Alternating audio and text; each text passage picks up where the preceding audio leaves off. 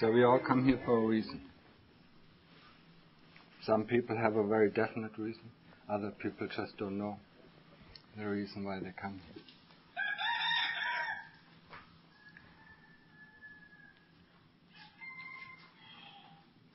But more or less it will be dukkha.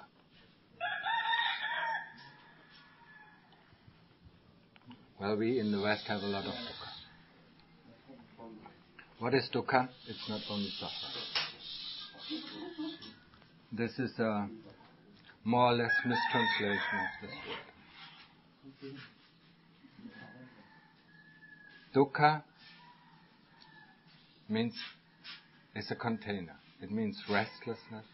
It means discontent. It means suffering. It means pain. It means all the unpleasant things that we experience. This is called dukkha.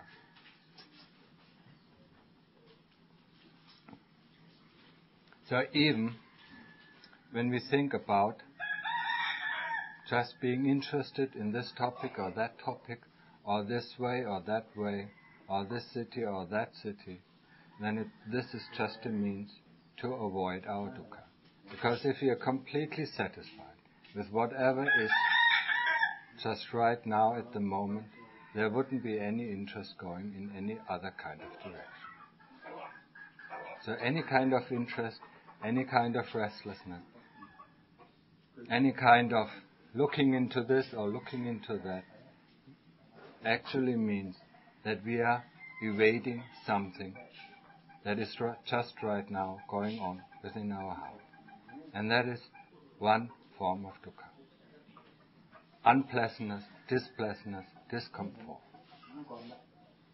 That makes us looking for something else. We just don't want this unpleasantness ruling our heart. So we're looking out for something more pleasant. And even if it's just going out for a drink, or having something to eat, or even having a snack. There's something displeasant within our heart. The most obscure thing within our life is our own heart. We just don't know anything about it. We just know how to act, how to speak, and how to think.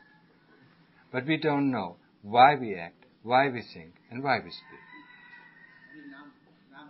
This is hidden from ourselves. And because of that, because most of our motivation, most of our intentions are hidden from ourselves, we are apt to do things that bring us unpleasant results.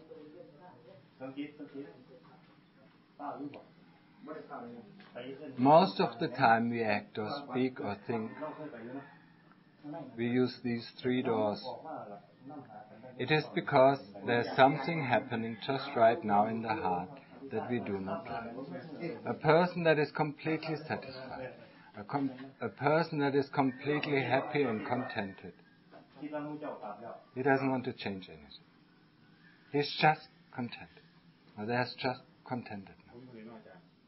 And there's no trace of unhappiness or discontent within his heart that makes him move on. If we want to find this kind of contentment, this way of happiness or peacefulness or however you call it, then we have to bring the mind to calm. Then we have to calm the mind completely down. It is like we are running our car and then we turn off the engine. Then it becomes really quiet and the car doesn't move anymore. So we have to turn down our engine to experience the calmness and happiness of the mind. And that is called samadhi.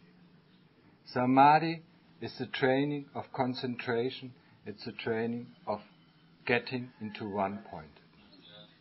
One-pointedness just means one point. It's not duality anymore. When we look at our life, when we look at the world, when we look at the universe, it's always duality. I and you. Here and there. The observer and the object observed. That is called duality. Once the object and the observer that observes the object become one, what is left? One-pointedness. And the duality disappears. So that's when we reach that kind of state of samadhi, that means we are one-pointed and duality has disappeared.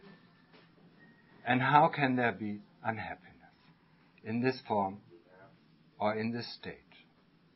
It cannot be there. One-pointedness is just one-pointedness. There is no dukkha, there is no form, there is nothing that disturbs us in this kind of state. So, for people who are interested, what is this all about? Buddhism. What is it? What is called Nibbana? That's where they have to go, if they really want to find out. So they have to stop the engine running and see what is left. And what is left is the preview of Nibbana.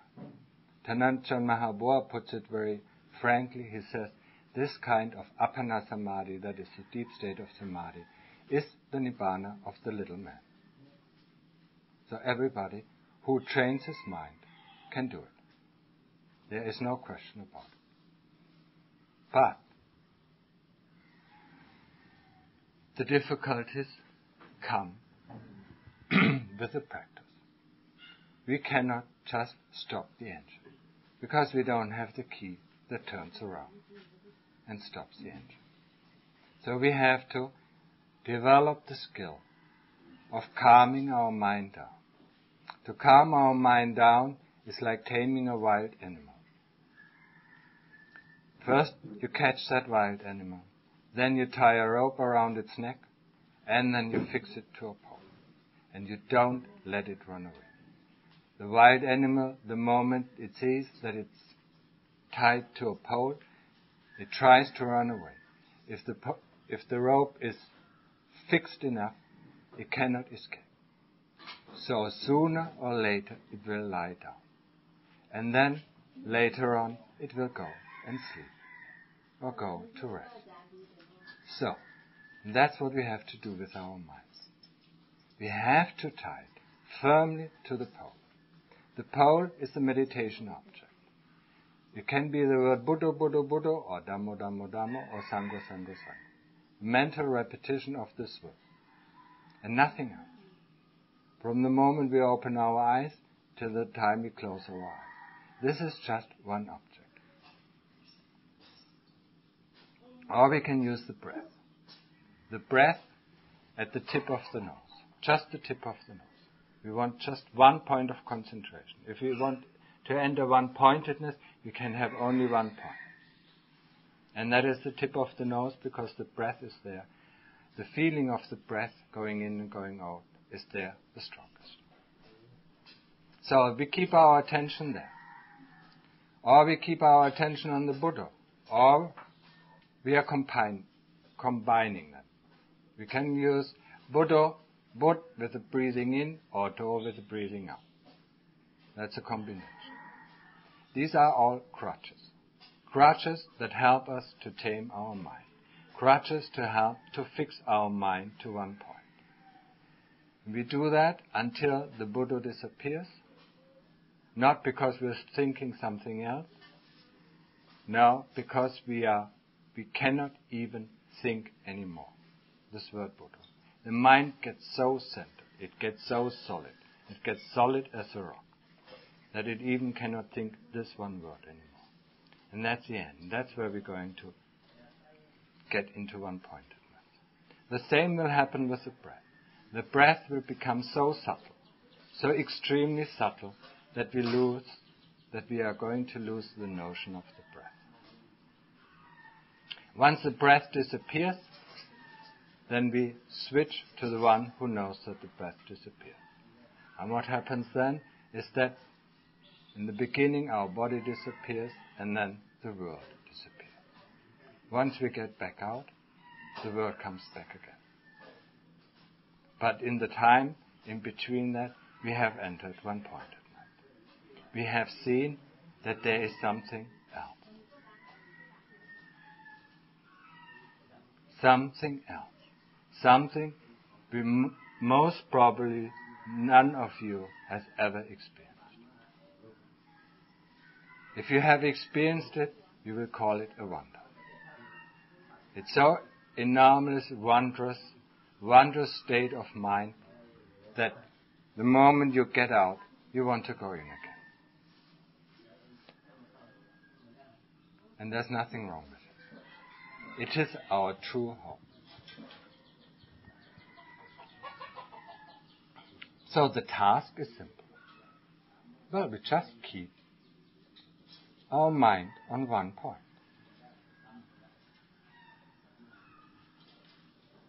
But the human mind, or especially the Western mind, is so trained of doing 10 things at the same time that it cannot do these very simple tasks. Just stay the whole day. We have nothing else to do the whole day. We take holiday for 4 days. Now, when we take holiday from ourselves. We stop the engine. If you go with your car and go to a nice place, you don't let the car run. You stop the car and you rest. And that's what we're doing here. We're going to stop our mind from turning around and turning around and turning around. Because it has done that from the moment we can remember till today. During the day we think, we dream, and in the night we dream. The mind never stops working. Can you imagine how tired the mind must be? When you do that with your body, after 3 days you will break down. Because the body just cannot take the work anymore. But the mind is something that we have never considered. When I talk about the mind, I mean also the heart. The heart and the mind are one unity. When I talk about the mind, then I mean more the rational part of the heart. And when I talk about the heart, then I mean more the emotional part. But both of them, the unity, is called chitta. So the chitta has never rested. Why don't we give it a break? Why don't we send it and sleep for a while? Just take the burden off the chitta. And then we know another reality. We know our true home. We know that there is something beyond this universe, beyond everything that we see, everything that we encounter. And that is, for most of the people, a very valuable experience. So we need to do that. And whatever it takes, we will do it. Don't we? It's something within us. We cannot buy it. We cannot look for it. It's not sold on the marketplace. It has been with us all our lives, not only this life, but the previous life. It's been there all the time. But we don't care to look.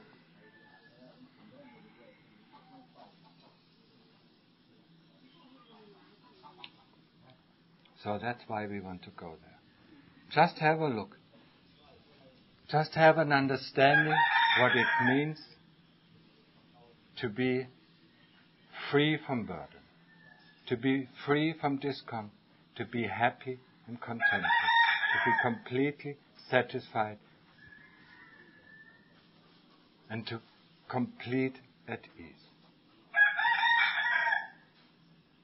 But we have to do one thing, and that is taming the mind. So whatever it takes, we will do that. We just fix our attention to the one thing. If we think a lot, then the repetition of the word Buddha or Dhamma or Sangha is the best thing. While we think Buddha, we cannot think anything else. So, then the mind gets pretty fast quiet. Because it cannot stray out in the past and in the future. We cannot think about this or it cannot think about that. So that will give a bit of peace in our mind. We just think about the word Buddha. And the Buddha stands for the teaching of the Lord Buddha. The Buddha stands for the Four Noble Truths. For the truth of dukkha, for the cause of dukkha, for the end of dukkha, and for the path leading to the end of dukkha.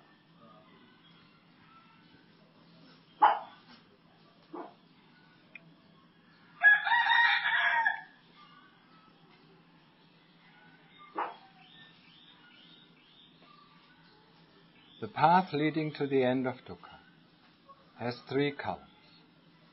The first column is the column of sila. That means 5 precepts. We keep them. No question, we keep them. Not harming any living being. Not taking what is not given. Not telling lies or using harsh speech. Not indulging into sexual misconduct, and not taking drugs and alcohol that reduce our mindfulness or completely make mindfulness go away. Mindfulness in Pali is sati. Sati is the basis of practice. Without any mindfulness, we don't know what we are doing. People who have been drunk know that experience. They don't remember the next day what they have done. That is the complete loss of mindfulness. During the day, we still have bits and pieces of mindfulness. We think we know what we are doing, or we think we want to do this or that. Once we put it into action, our mindfulness goes. It looks for the results that we think that we get from this action. And so our mindfulness is not there with what we actually do. When we experience something pleasant, then we run away. We run away with our thoughts how we can get more of it. When we experience something unpleasant, we run away with our thoughts how we can get rid of it. So we will never actually are with what is there. With what is there is either pleasant or unpleasant or neutral. It's a feeling. But instead of being with this feeling, experience what this feeling is all about. Experience the power of this feeling that drives us to do this or to do that. That we don't know, because the moment we have this feeling, we run away.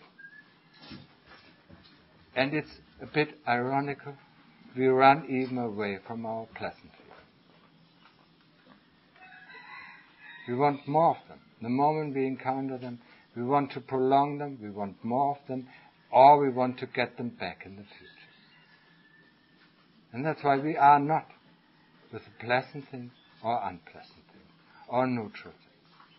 We are always out in our mind. We are always out in some sort of virtual reality.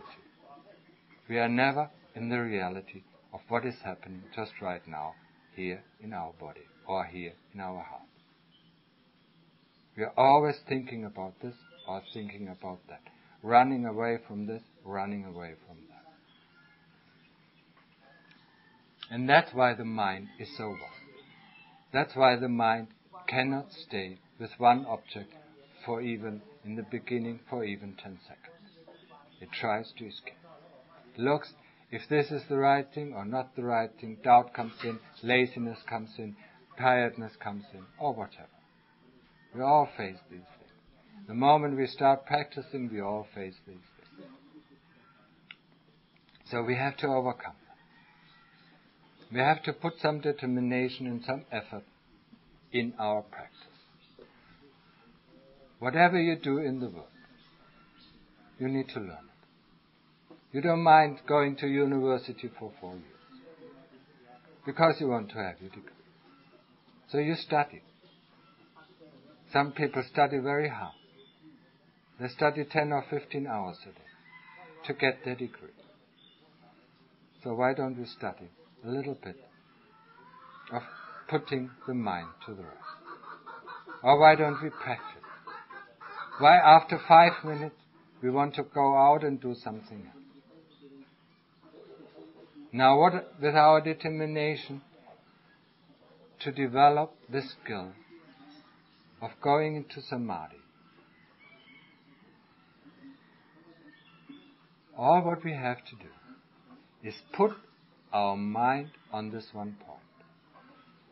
Once we put our mind on this one point, we have mindfulness that the mind is at this point. We know that the breath comes in, or we know that the breath goes out. We know that the breath is shallow, or we know that the breath is deep. We know that the Buddha is fast, or we know that the Buddha is slow. We know that the Buddha has depth, or we know that the Buddha is shallow. That is the thing that we know.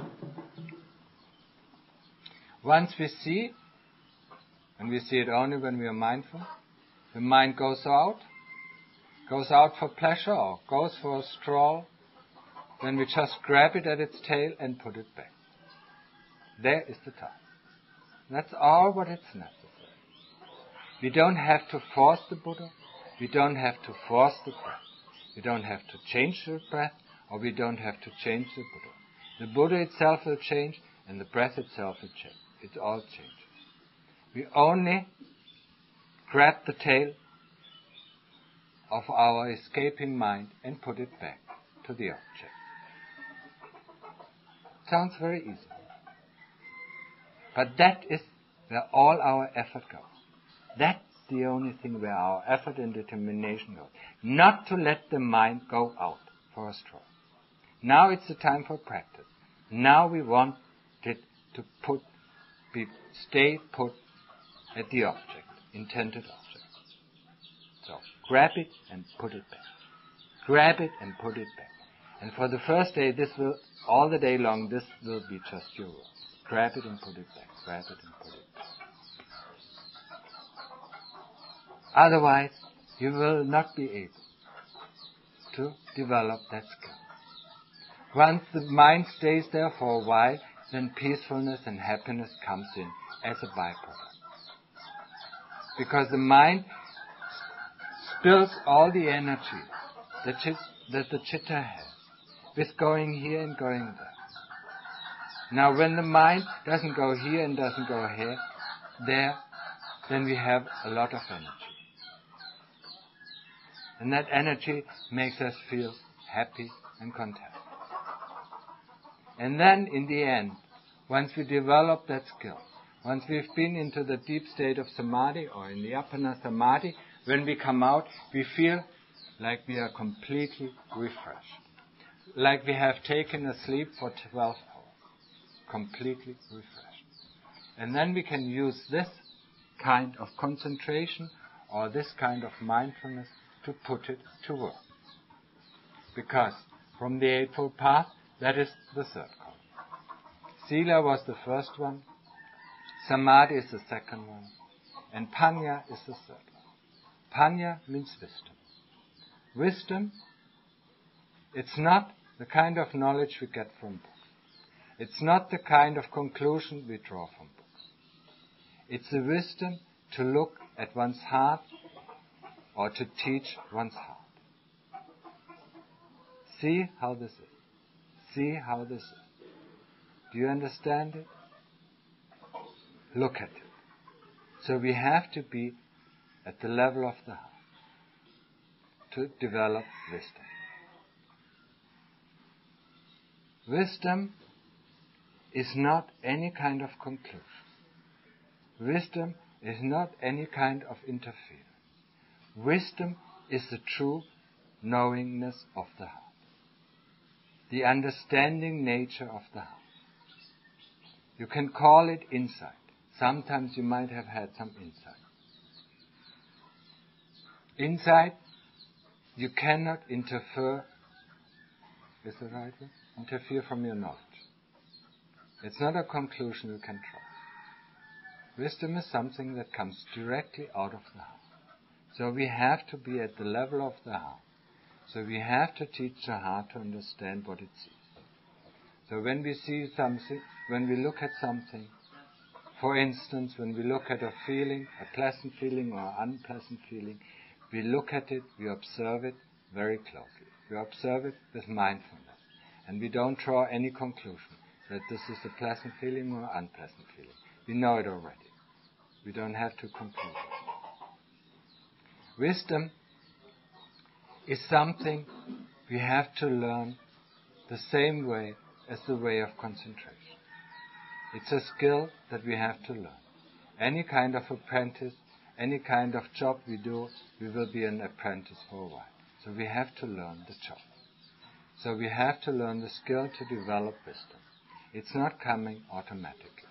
If we do not develop it, neither samadhi nor wisdom comes automatically. They come only when we develop them.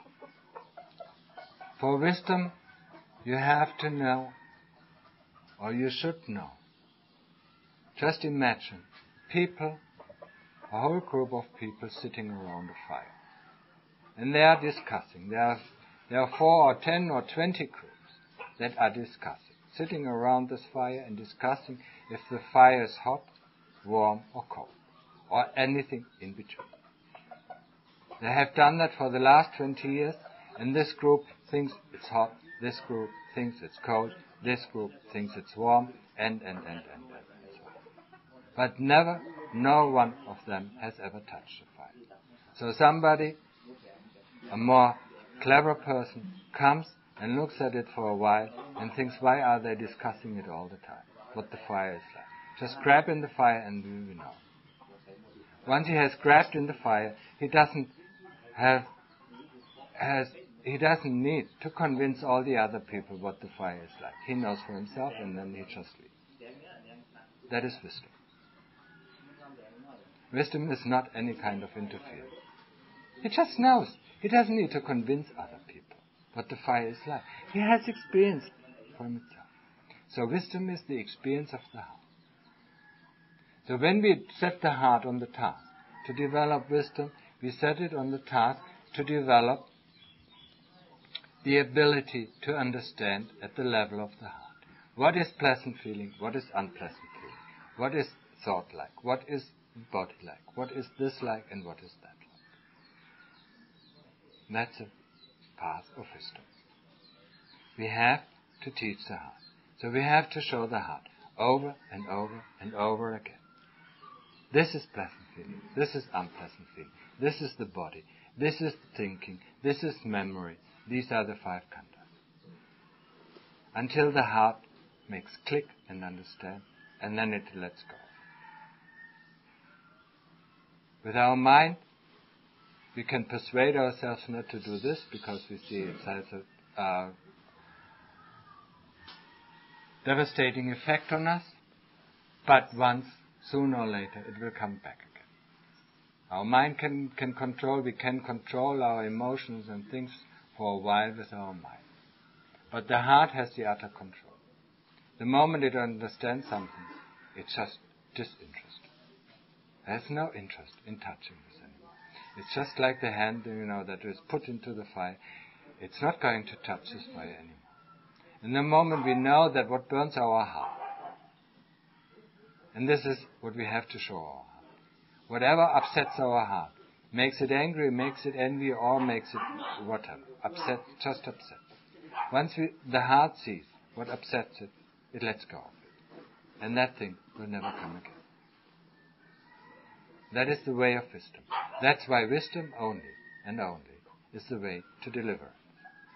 But without samadhi and without sila, we will not get there. We cannot just build our house on one column. We have to build it on all 3 so that it becomes stable. We cannot just raise one of the columns.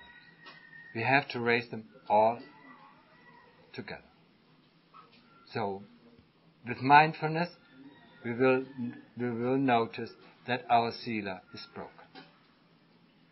So we will fix it. With wisdom, we will fix it, that we don't break the sila anymore.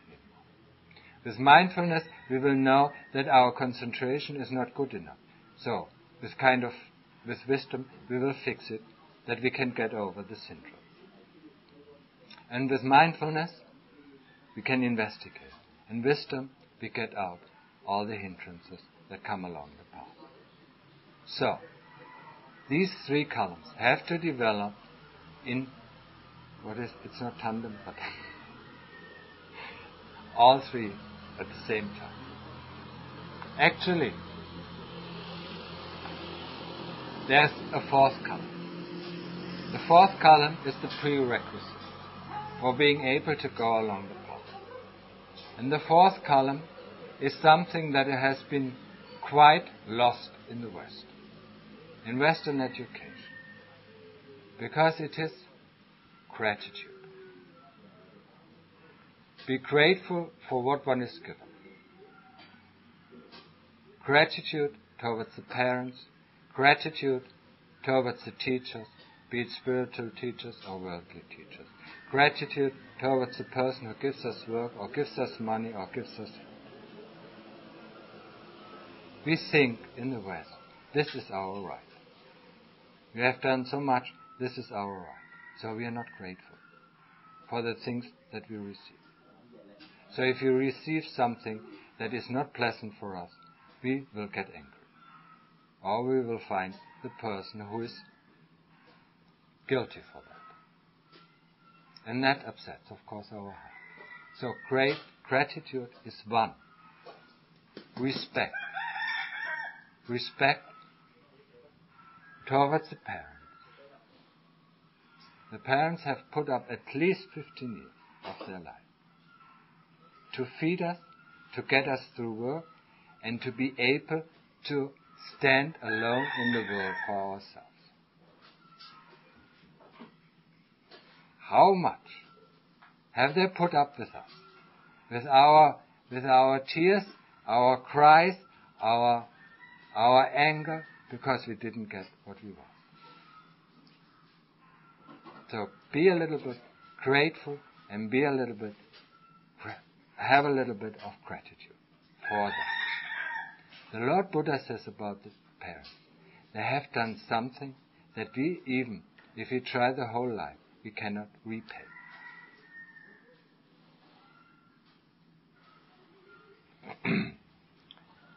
So what is the last?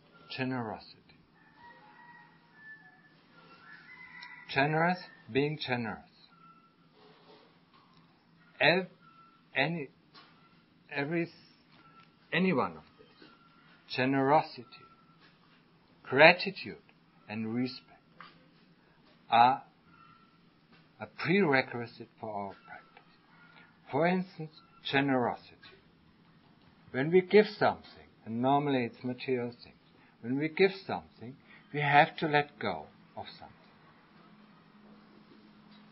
Now when we go the spiritual path, to give away material things, it's much easier than to let go of one opinion, and of one views, and of one conviction. So if we don't train that with material things first, and for some of us it's pretty hard to let go of material things, because we think they belong to us. And how much more do we think our views and opinions belong to us? And if we want to have any kind of success on the spiritual path, then we have to learn to be generous and let go of these things. So that's why generosity in the material way or in the worldly way is a pre-training of the spiritual path. It's the same thing, respect or gratitude. Whatever is given here to you, it's given free. We don't charge anything. We don't charge you for staying here, we don't charge you for the food or for the lodging, and we don't charge you for the Dhamma. We don't even charge you for the Dhamma books. They are all given for free. And the teacher who teaches you, Dhanacha Mahaboa, he comes out every morning and teaches the people. In the afternoon he sometimes comes out. When he is in Bangkok, he gives a talk 3 times a day. He does that out of metta. Out of metta, out of loving kindness for the people. So people who listen to his talks should be having the feeling of gratitude towards the person who gives his whole life to help us understand, to help us get over our difficulties, to help us to get our life in order. So that's where gratitude applies to the spiritual path. And respect, it's the same thing.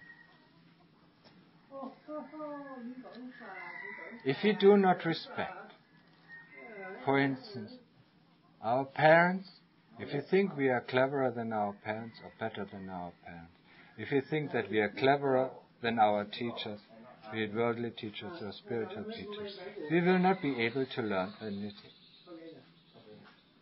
As long as we think that we are cleverer, we will not be able to listen to what they say. And we will not be able to follow their advice. That's why respect is an important factor on the spiritual path. Respecting the teacher. What he says, at least try to do it. Try to put it into practice. That is the respect you pay for your teacher. If you don't get the result that he talks about it, then he either corrects your practice or you find out that he just talks about something that he doesn't even understand himself. And then you can have another teacher. So there are quite a few teachers who talk about things that they even don't understand themselves. But you will find out along your practice. Because once you're stuck somewhere in your practice and you want to find the solution to get over this hindrance, you will find out if the teacher has crossed that hindrance or not. Because if the explanation he gives you is sound, then he knows what he's talking about. If it's just, I think you should do this, or I think you should do that, or I heard these people did that, or these people did that, or the Lord Buddha said this, or the Lord Buddha said that, then he doesn't even know for himself. So how can he guide you the right way? A person who has gone the way is the best guidance if you want to go the same way. So Dhanacha Mahaboa, for everybody who wants to reach Nibbana, is the best guide because he is there. He has gone all the way. And he has crossed all the differences, all the difficulties, and he has crossed all the streams that were hindrance, and all the mountains that were the hindrance to his practice. So for people who want to go that way to the end of Nibbana, that is the best guide.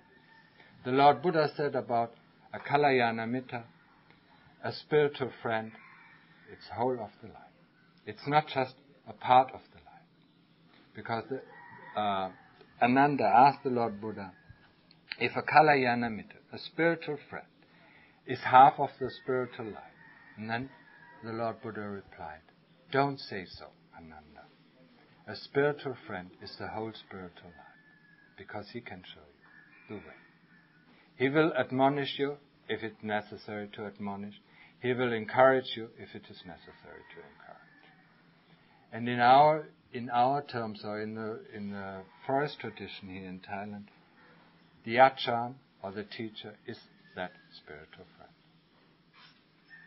So he will look for your needs in your spiritual practice. So when he sees you go the wrong path, then he will admonish you. He will admonish you 1 or 2 or 3 times, and if you don't follow, he will kick you out. Because then it's a waste of his energy. And you're not willing to listen. And that's why you're staying here. If you not want to listen to what is said here or what is taught here, There are so many different places where you can go where something else is taught. You don't need to stay here. If you want to learn what is taught here, then you're willing, or then you're welcome to stay.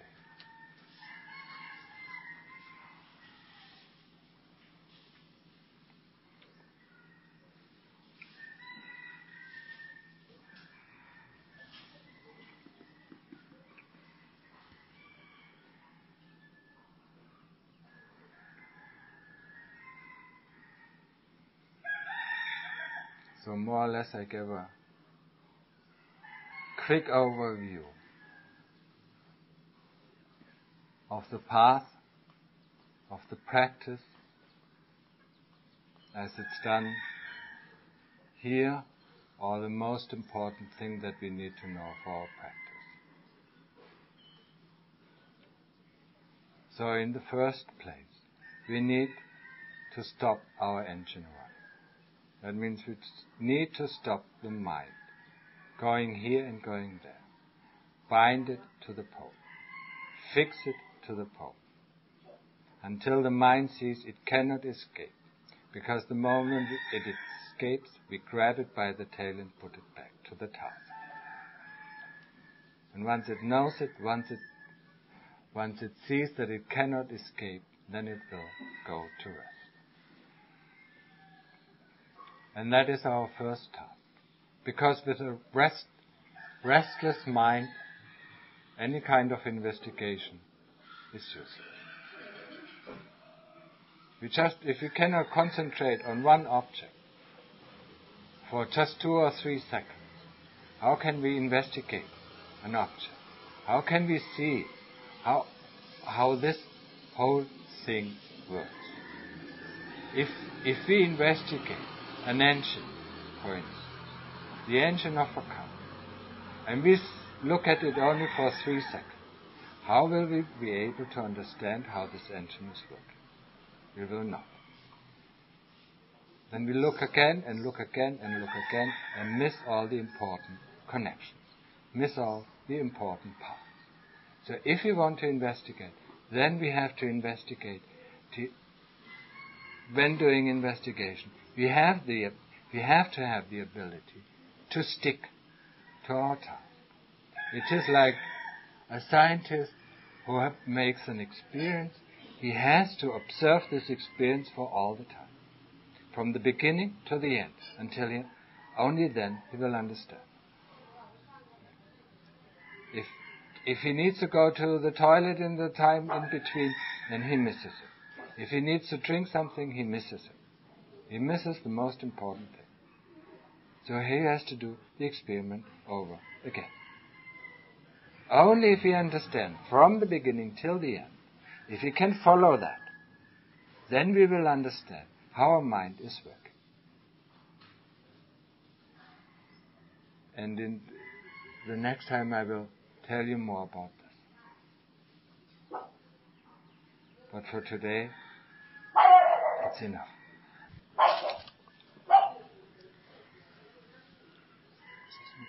Sorry, practice repetition a lot, Buddha. Can I, in the past, I used to practice Buddha, Dhamma, Sangha, Buddha, Dhamma, Sangha. Is it okay, or must we speak on one word Buddha? Because I come here, I practice, so far I practice only one word Buddha. Always after, I don't know how long, and then it seems like the word Buddha disappear. And then I just have the breath, and then I call back Buddha, okay, keep on disappear. But if I keep on practicing Buddha, Dhamma, Sangha, then I can speak for very long, maybe for about 45 minutes, even more. Well, you can, if your mind is that wild, you can use it, but use it only for the beginning. Because there are 3 points. Buddha is Buddha, Dhamma is Dhamma, Sangha is Sangha. And you will not get to one-pointedness. And that's where you want to get. So you're better, you can try out everything, that works for you. But in the end, you have to remember, you have to stick to one thing. And if your mind is not willing to stick to that, then you have to force it. And then force it is, grab it back and put it there. It's the most simplest task, and it's yet so difficult. Thank you very much. Uh-huh. I will still. Yeah, well, every one of us had to go to this experience. Everyone who starts this practice has to go there. I remember it was not easy. It is not easy. So you just have to find a way, to persuade you just to stay with this object. Today I managed to sleep 1.5 hours. Well, for you, here, it's if you can do a long walking meditation, then it's good. I did walking for 2-3 hours. And then you'll just repeat the same thing, Buddha, Buddha, Buddha. If you do walking meditation, if you do sitting meditation, you just repeat Buddha. You just don't concentrate on anything else. When you're eating, you do the same thing. But eating, I heard eating last time they teach us eating, then you see the rice, scooping, mixing, scooping, bringing, chewing, sorry. Well, do Buddha. Just do Buddha. Yes. You don't do that. You don't do scooping. Yes, because then you see it also. Oh, this is nice and this is beautiful. Is there some more of it? But if you do your Buddha, Buddha, Buddha, you don't think you just eat as much as you need. And when you're full, you stop. You're not interested about the food that you eat. That's why everything here in this monastery is done very quickly, very fast, very mindfully, and very quiet. Just not to let the mind go out in extraneous thinking. When we sit there and eat, we just have the time, to get about 80% of before we get full. Most of us, eat 50%, 40%, 60%. Because the time is not enough to choose. You just want to get enough, that you can stay on for that day. For lay people, it's a little bit different. And I think in the women area, it's a first-class restaurant where you where you stay for half an hour or 1 hour and look at all these things. And that's why all these complaints come from the kitchen. Oh, today we didn't have any sweets, and today we didn't have any this or any vegetables or this or that. You have too much time, to eat.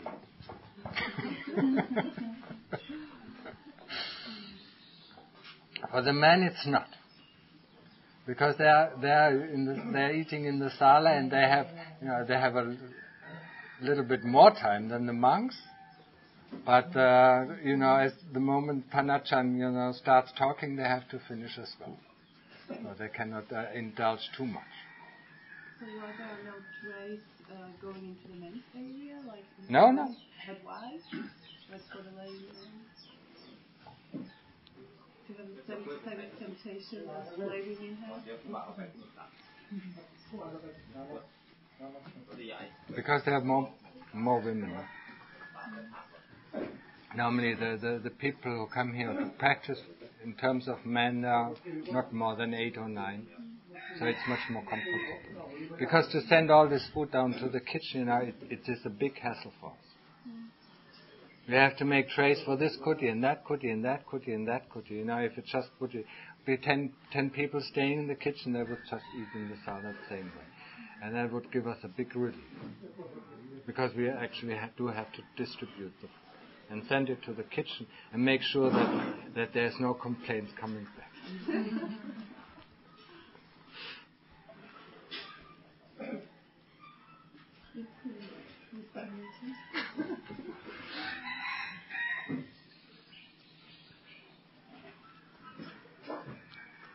When are you leaving? On Friday. When was the German meeting? On Thursday?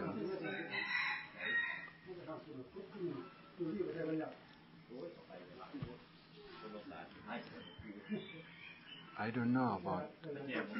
And maybe tomorrow it's difficult. Manun, Padimok, Wongni, Ciao.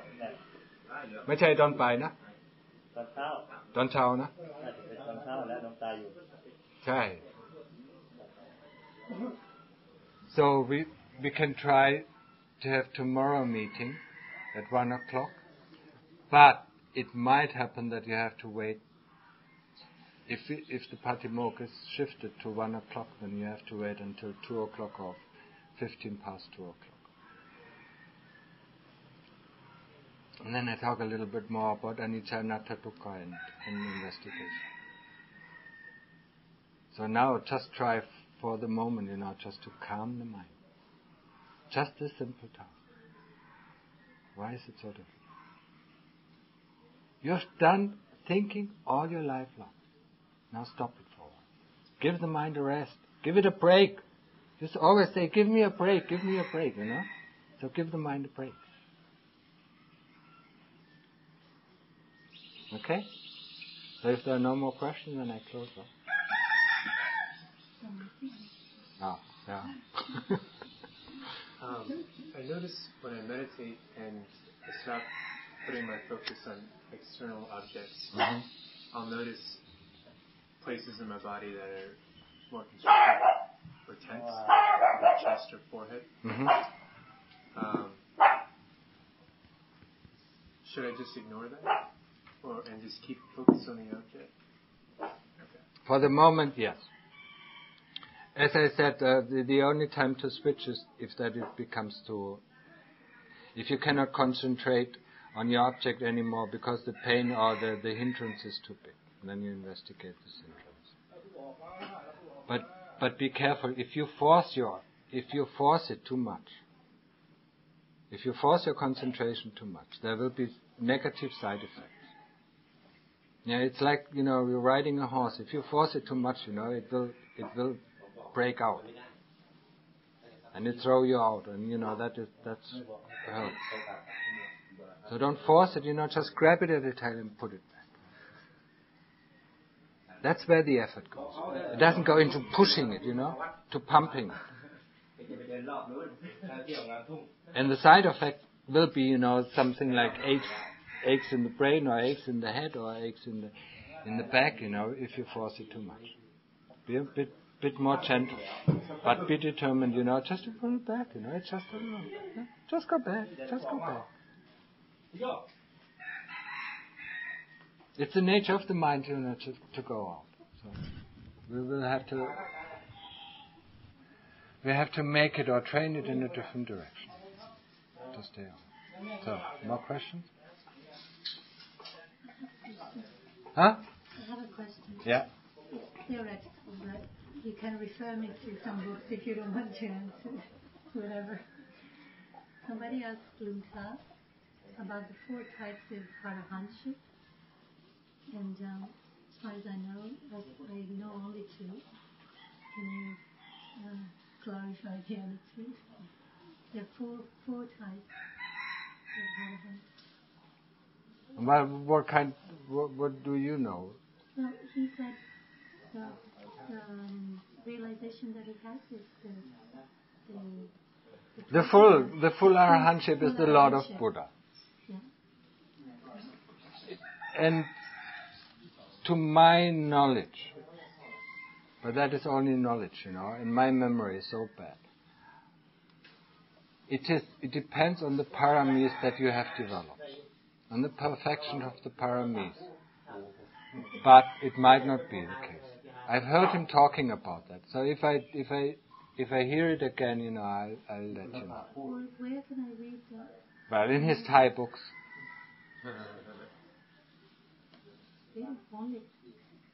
Yes. I never read how these 4 types. I don't think it's in.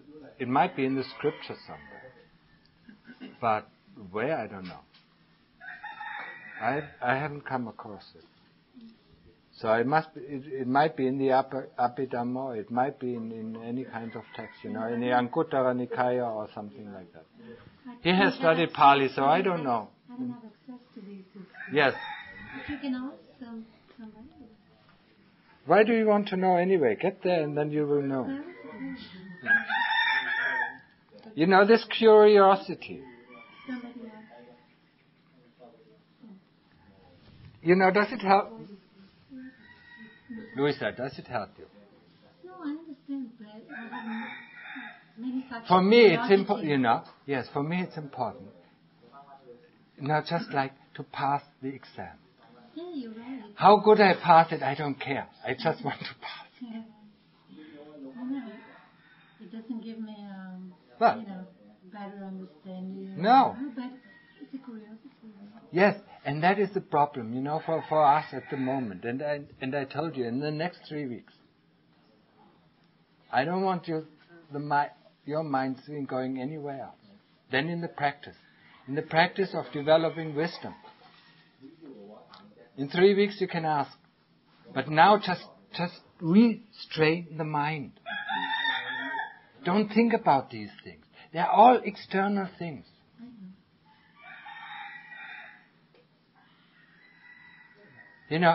We all know we have 3 basic colors: red, green, and blue. We know it from our TVs. And what do we see now on our TV? We see not only red, green, and blue, but we see millions of colors. But if we only see red, green, and blue, we get bored. Wouldn't we? Because we don't see any distinction. And that's the same thing with this whole universe. When we put everything back onto where it originates from, and it originates from the 5 khandhas, Rupa, Vedana, Sanya, Sankhara, Viññāna. That's where the whole world, the whole universe arises from. Everything that you see. Memory, Sanya, is memory and associations.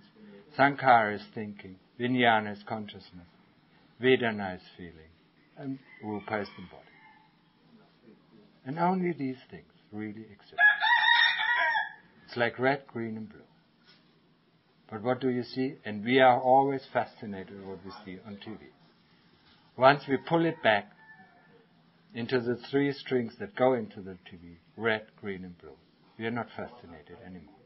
So the magician that makes all these colors out of it, makes all this universe out of it, we have to investigate, and we have to go beyond the stage and look at its tricks. Once we understand its tricks, we are disillusioned. And that's the end of the matter. We are not pulled by this trick anymore.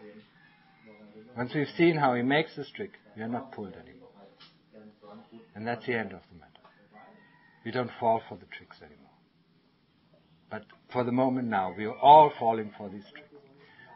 Falling for these chickens or leaves or food or whatever it is. Okay? So now I finish. And that, Lucian, yeah? 3 weeks, and I boil you up. Okay? Use it wisely.